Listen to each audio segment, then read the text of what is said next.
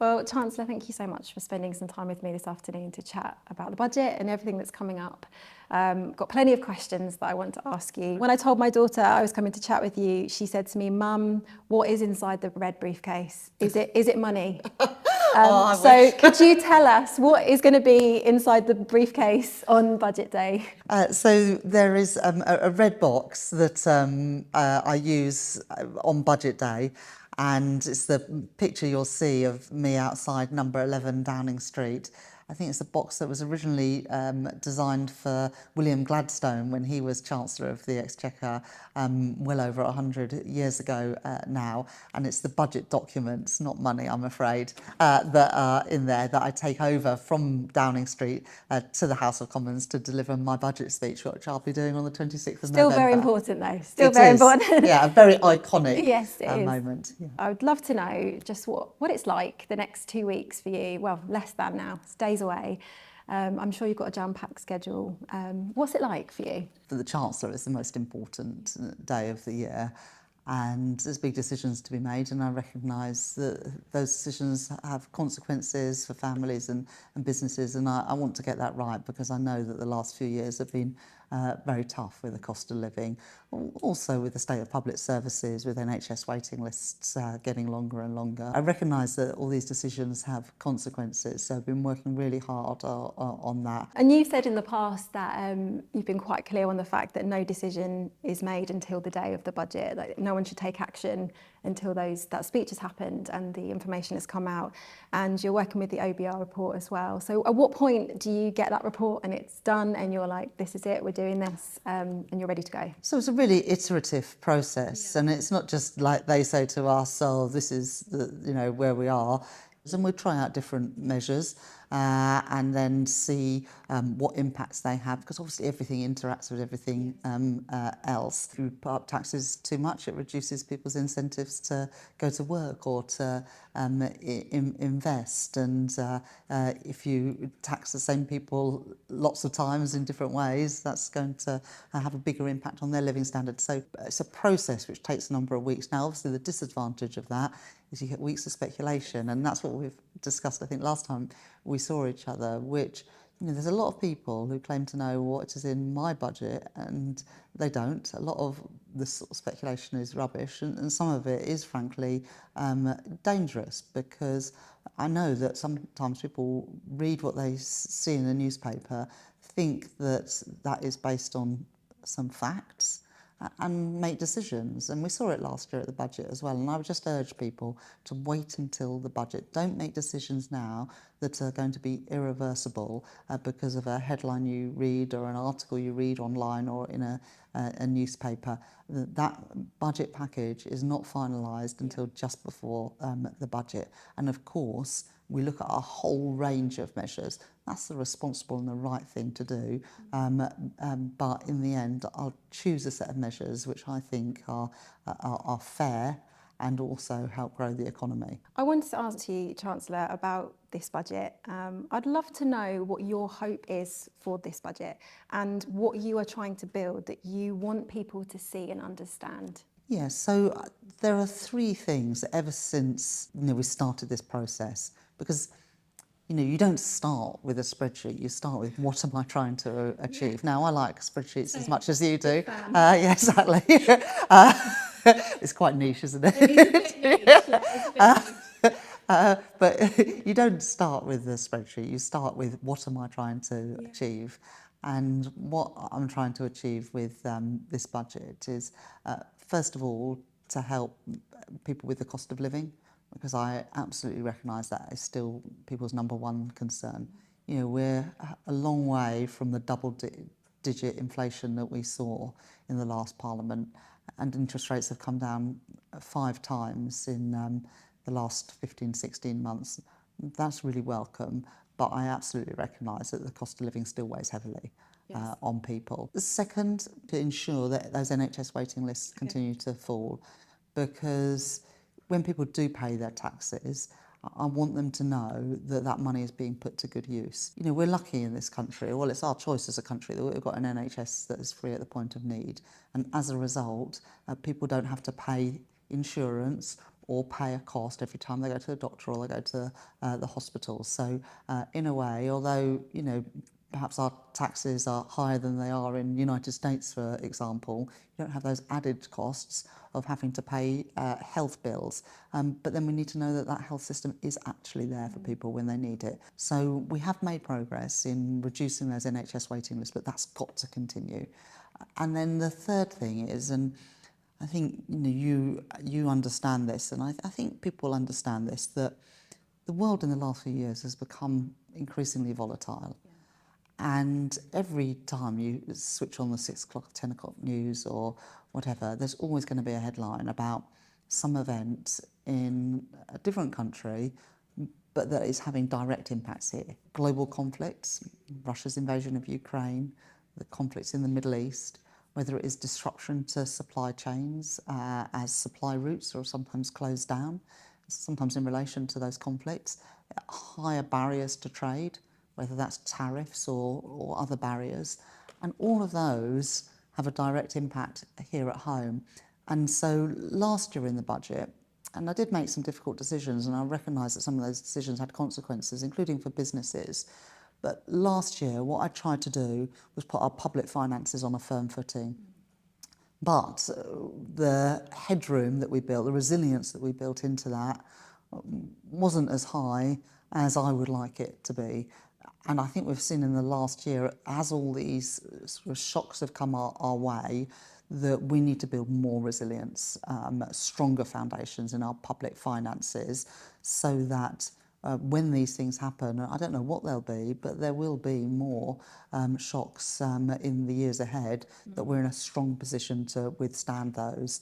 The cost of living, NHS waiting lists, and building that resilience into our economy by starting to bring that debt down and borrowing costs down. You're right, people are still feeling the pinch, they're feeling the squeeze, and people say this to me a lot.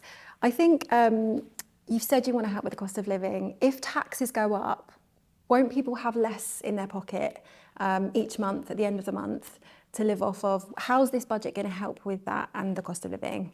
I need to make sure that any tax increases are fair and that they don't disproportionately hit those on modest incomes. I absolutely recognise that. Wage growth over the last year hasn't been bad. It's been higher than inflation. But the last few years, prices have risen so much. So I want to do everything in my power at this budget to start bearing down on inflation and on prices. And I set that out in the budget. I feel very strongly that if you go out to work and do all the right things, and if you've worked hard all your life and you're now in your retirement, you deserve to have a bit of joy in your life, not just being able to afford the energy bills, the rent, the mortgage, put food on the table. It should be more than that. And so I do want in my budget, to be able to bear down on some of those everyday costs. How do you do that? How does one go about bringing those costs down? You have to wait for the budget for the details, but as I've worked through the sort of package of measures, both on the tax side and also on the cost of living side, trying to think about those things that would have the most direct impact on people's everyday lives. Yeah. So if somebody is reading the news right now and feeling anxious about their tax bill, what reassurances could you give them today? But I do get it. Right. I'm not living in some sort of parallel universe where I think that everything is great. Look, the economy has been stronger this last year than perhaps people thought a year ago it would be.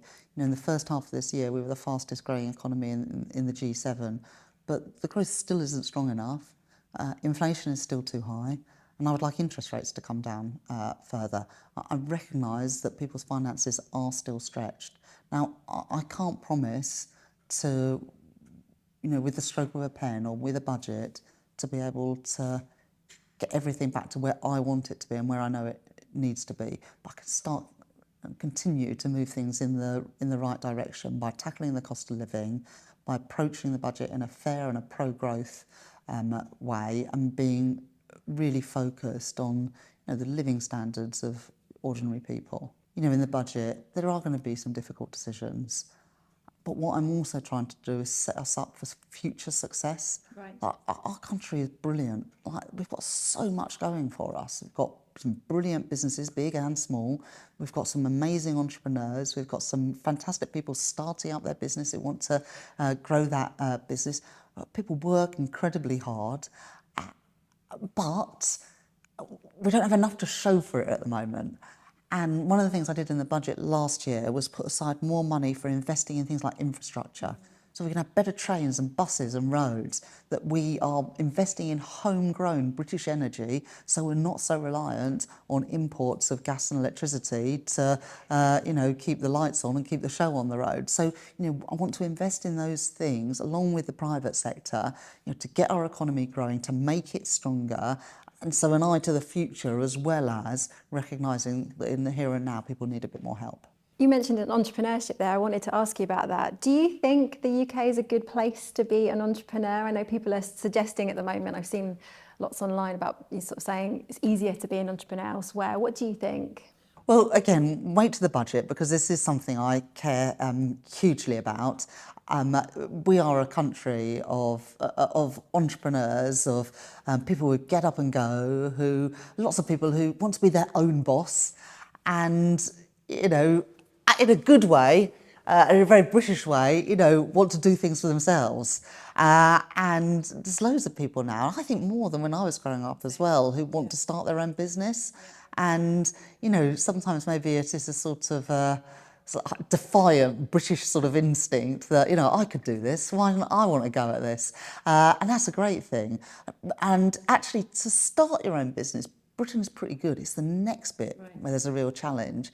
When people have started their own business, they might have opened, one premise. They may be working out of their living room. Probably when you started up, that's what you were doing. Still am, yeah. You've done that, but then it's the next stage when you want to get a bit bigger, when your ambitions sort of start to get ahead of how much money you've got in your bank account. I'll set out what I'm wanting to do at the budget, but I want this to be not just a place where people take that risk and start their own business, but then are also able to access that funding to grow that business.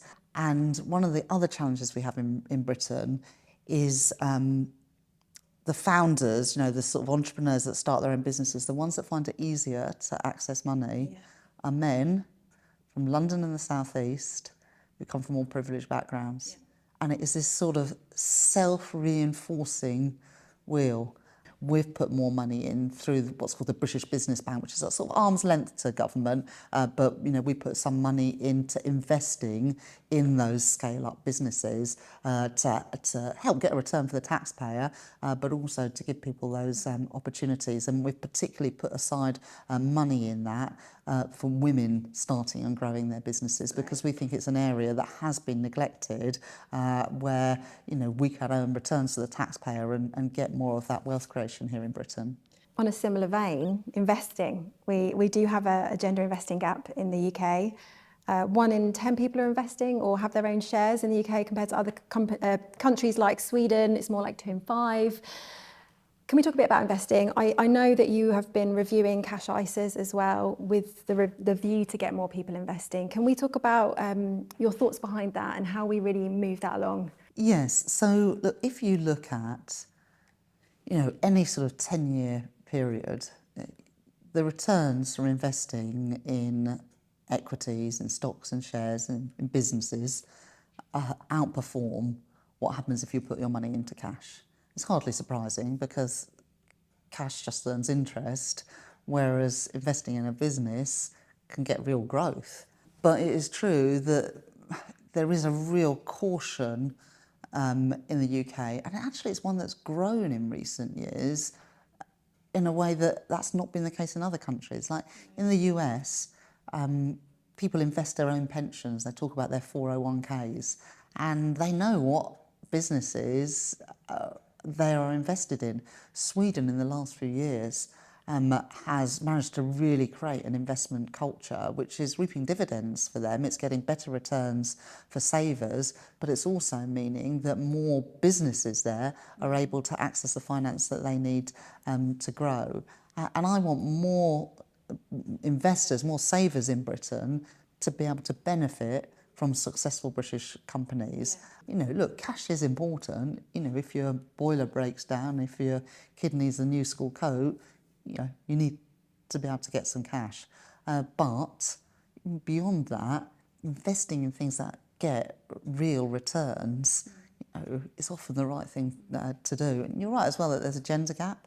One of my colleagues, Lucy Rigby, who's the sort of Economic Secretary to the Treasury, just published in the last couple of weeks the financial inclusion strategy. We are really keen on making sure that more kids at school learn about money. And not just maths, like I love maths, that was my favourite subject at school, but also about managing your own finances is really, really important. Just quickly then, I'm thinking of somebody who's mid-term savings. They're worried about if the cash ISA does get reduced, if they're saving for a home or they're saving for something, a sort of more bigger amount of money, but it's a short term, it's less than 5 years perhaps. Can you reassure them in what the changes might mean for them? We'll set them out any changes at the budget, but I absolutely recognise that cash is very important for a lot of people, and cash ISAs will still be a very important part of the sort of savings landscape. And a quick one on debt. £1 in every £10 is going on debt interest at the moment. People, I think, are wondering, is there a limit to how much debt we borrow? Some people wonder how we even borrow debt in the first place. What would you say to somebody who's thinking, is this just going to keep growing, or are we going to be able to bring this down? What are you planning to do? Yes, we are going to bring that down. At the moment, we've got £2.6 trillion of government debt. That's the debt that I inherited when I became Chancellor, and I'm determined to bring it down. And I also want to bring down the interest rates on that debt, because obviously those costs of debt service depend both on the level of debt and the interest rate on it. And at the moment, we spend more than £100 billion a year of taxpayers' money on interest on government debt. And I don't know about you, Anna, but I think there are a lot better things you could do with that money, either reducing taxes or improving public services. But to do that, it does mean making some of the more difficult decisions now, not to keep on just adding and adding to that borrowing. And I'm determined to do that, because in the end, it's the best way to have sustainably lower taxes and better public services. Thank you so much. Thank you for your time.